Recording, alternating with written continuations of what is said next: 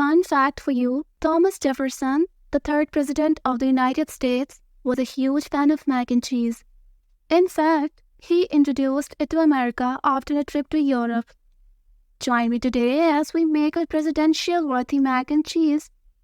Hi, Hannah from Blogging Good Food here. We are your go-to source for simple cooking tips and reviews on kitchen gear. Hit subscribe to stay in the loop with our latest updates. Alright, let's dive into the cheesy goodness. But before we start crafting this mac and cheese masterpiece, make sure you have got these kitchen essentials.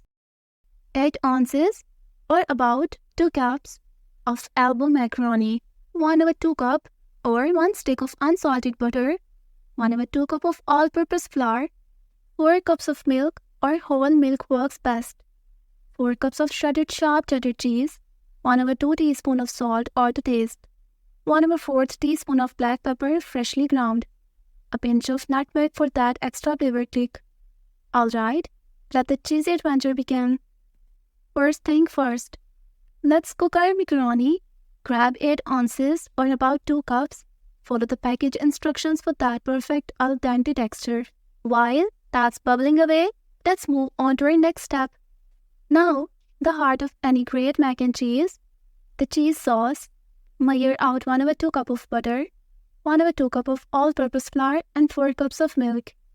Melt the butter, stir in the flour to make a rocks, and gradually add in the milk.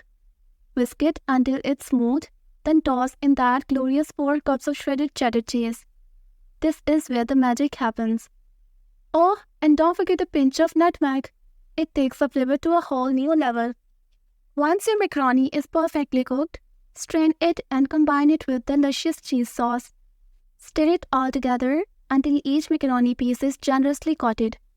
Can you already smell the goodness? Now, let's elevate our mac and cheese game by baking it. Pop it into a preheated oven at 350 Fahrenheit or 175 Celsius for about 20 to 35 minutes or until the top is golden and crispy. Trust me, the crispy bites are what dreams are made of.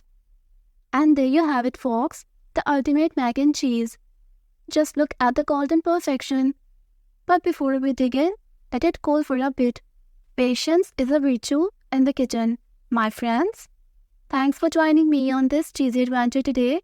I hope you enjoyed the process as much as I did. Don't forget to hit that like button, subscribe, and ring the bell for more delectable recipes and kitchen tips.